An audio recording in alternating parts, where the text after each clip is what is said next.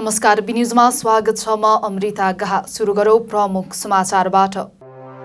बसाइसराईले रित्तिदै लुम्बिनी प्रदेशका ग्रामीण बस्ती, स्थानीय तहले नीतिगत व्यवस्था गर्न नसक्दा यो क्रम रोकिएर।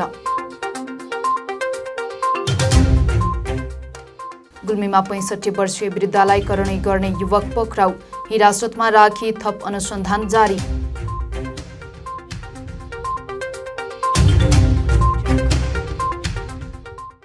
नेपालमा एकै दिन 119 जनामा कोरोना पुष्टि, सक्रिय संक्रमितको संख्या 2191 जना। र 9औं राष्ट्रिय खेलकुद गण्डकी प्रदेशमा असोज 28 गतेदेखि आयोजना हुने 36वटै खेलका खेलाडी छनौट सम्पन्न।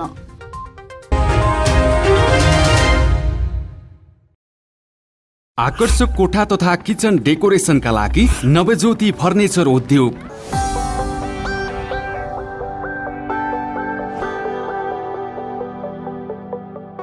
अर्डर अनुसारका पलङ, लो बेड, दराजहरू लगायत फर्निचर सम्बन्धी सम्पूर्ण सुविधाका लागि हामीलाई सम्झनुहोस्।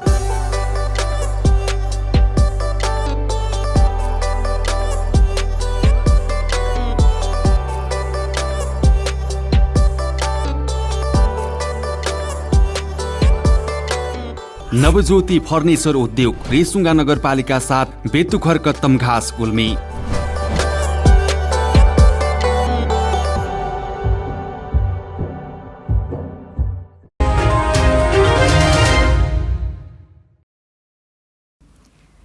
समाचार अब विस्तारमा। जनसङ्ख्या वर्षेनी घट्न थालेपछि लुम्बिनी प्रदेशका ग्रामीण क्षेत्रमा बस्तीहरू रित्तिन थालेका छन्। यसको असर विकासमा समेत परेको छ। बसाइसराई रोक्ने खालका नीतिगत व्यवस्था स्थानीय तहले गर्न नसक्दा यो क्रम रोकिएको छैन।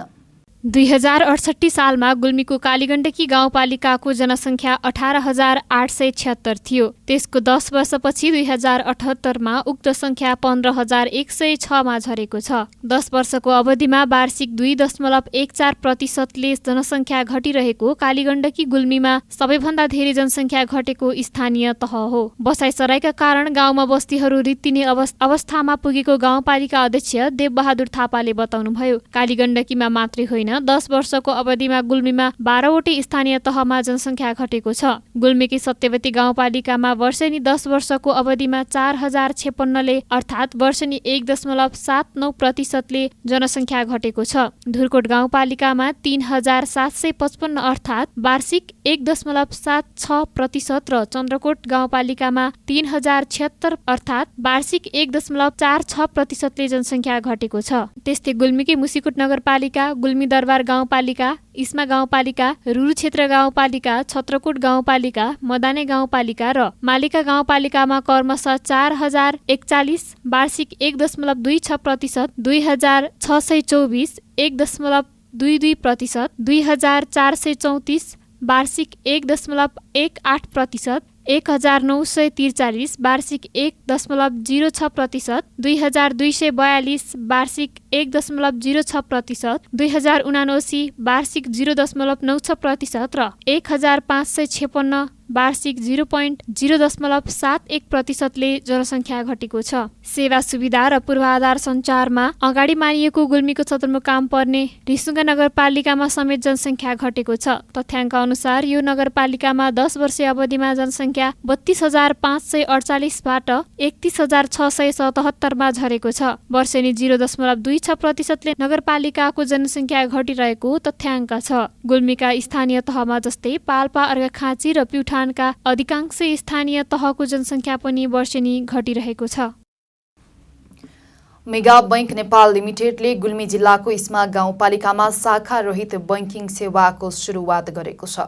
ग्रामीण क्षेत्रका बासिन्दाहरूलाई बैंकिङ पहुँच विस्तार गर्ने उद्देश्यले इस्मा गाउँपालिकाको वडा नम्बर 1 हर्पुकोटमा शाखा रहित सेवाको विस्तार गरिएको मेगा बैंक तम्घा शाखा प्रमुख कालिदास पाण्डेले बताउनुभयो। शाखा रहित बैंकिङ सेवाको सोमबार एक कार्यक्रमका बीच इस्मा गाउँपालिका अध्यक्ष भगत सिंह खड्काले उद्घाटन गर्नुभएको हो। सेवाको शुभारम्भ गर्दै खड्काले ग्रामीण भेगका जनताको सेवाको निम्ति बैंकले सेवा विस्तार गरेको बताउनुभयो। ग्रामीण बस्तीमा विस्तार गरिएको बैंकबाट अधिकतम सेवा लिन अध्यक्ष खड्काले आग्रह गर्नुभयो। त्यस स्थानबाट बैंक खाता खोल्न बचत रकम जम्मा गर्न सकिनेछन्। रेमिट्यान्सबाट आएको रकम बैंक खाता मार्फत भुक्तानी पाउनुका साथै आकर्षक योजना सहित बैंक खाता खोल्न सकिने तम्घा शाखा प्रमुख पाण्डेले बताउनुभयो। मोबाइल बैंकिङ कर्जा सुविधा समेत प्रदान गरिनेछ।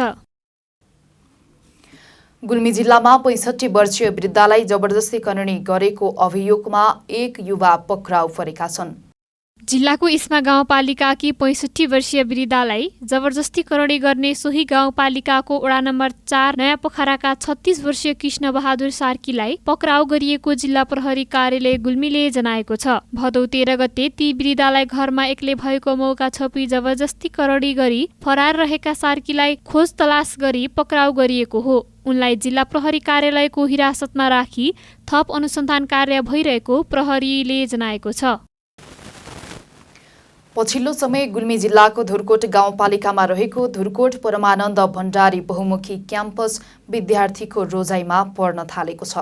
मुसिकोट नगरपालिका 3 थुम्काकी रीता रिजालले विगत 1.5 वर्षदेखि धुर्कोट परमानन्द भण्डारी बहुमुखी क्याम्पसमा अध्ययन गर्छिन्। उनी अहिले स्नातक दोस्रो वर्षमा अध्ययनरत छिन्। धुर्कोट गाउँपालिका 5 वस्तु स्थित उक्त क्याम्पसमा पढ्दा उनले अहिलेसम्म 1 रुपियाँ पनि मासिक शुल्क बुझाएकी छैनन्। मासिक शुल्क लाग्दैन, पुस्तक पनि निशुल्क पाइन्छ उनले भनिन्। खाली समयमा कम्प्युटर सिक्ने पनि अवसर छ, त्यो पनि निशुल्क नै हो। वस्तु आएको 1 वर्ष क्याम्पस प्रमुख ऋषिराम पाण्डेको घरमा कोठा लिएर बसिन्। पाण्डेले पनि कोठा बापतको रकम लिएनन्। गत चैतदेखि रिजाल क्याम्पसकै होस्टलमा बस्दै आएकी छिन्। खाना र कापी कलम भन्दा अरू खर्च हुँदैन, रिजालले भनिन्। लोकसेवाका कक्षामा पनि क्याम्पसको तर्फबाट सहजीकरण हुँदै आएको छ। उनले मुसिकोट मैदानको पृथ्वी माध्यमिक विद्यालयबाट कक्षा 12 उत्तीर्ण गरेकी हुन्। मालिका गाउँपालिका 2 ह्वाङदीका विष्णु घिमिरेले रेडियोबाट क्याम्पसमा निशुल्क रूपमा पढ्न पाइने विज्ञापन सुने। सोही विज्ञापनको आधारमा घिमिरे क्याम्पसमा भर्ना भए। अर्थशास्त्र विषयमा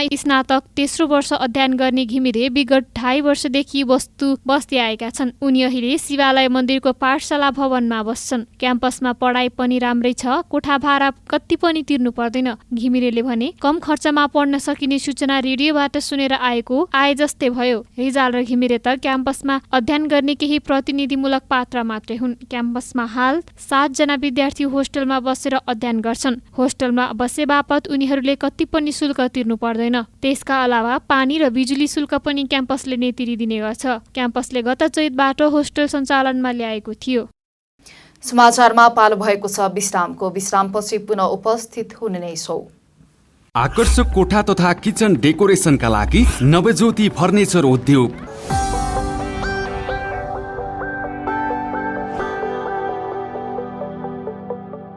अर्डर अनुसारका पलङ, लो बेड, दराजहरू लगायत फर्निचर सम्बन्धी सम्पूर्ण सुविधाका लागि हामीलाई सम्झनुहोस्।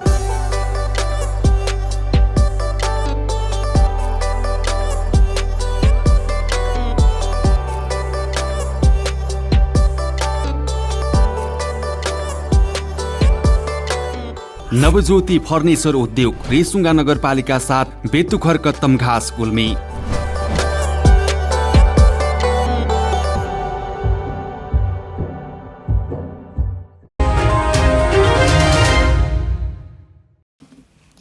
विश्रामपछि पुनः स्वागत छ। अब लागौं बाँकी समाचारतर्फ।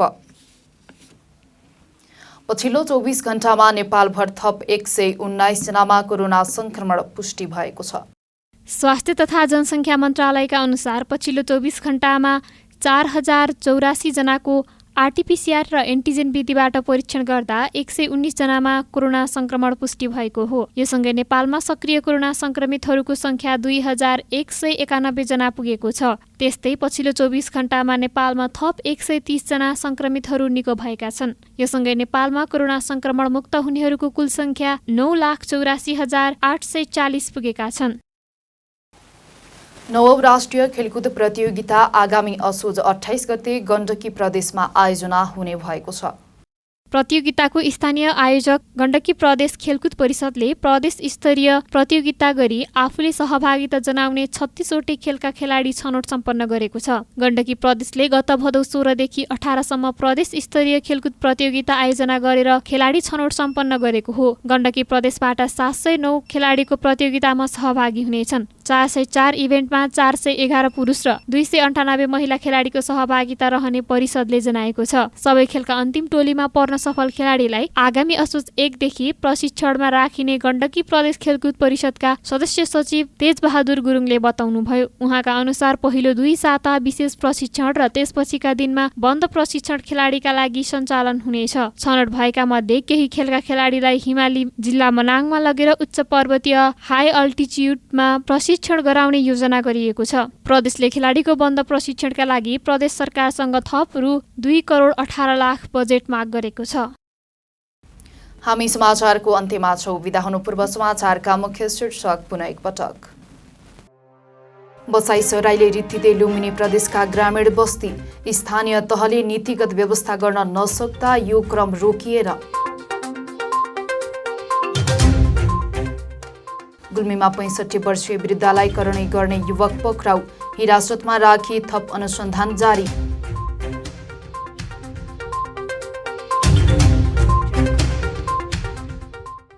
नेपालमा एकै दिन 119 जनामा कोरोना पुष्टि, सक्रिय संक्रमितको संख्या 2191 जना।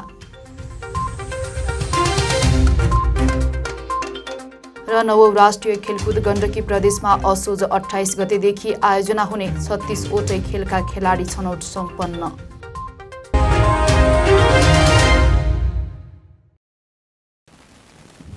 अहिलेलाई न्यूज यति नै। अर्को समाचारमा उपस्थित हुने नै छौं। तबसम्मको लागि हेर्दै गर्नुहोला BTV HD। हवस् त, नमस्ते।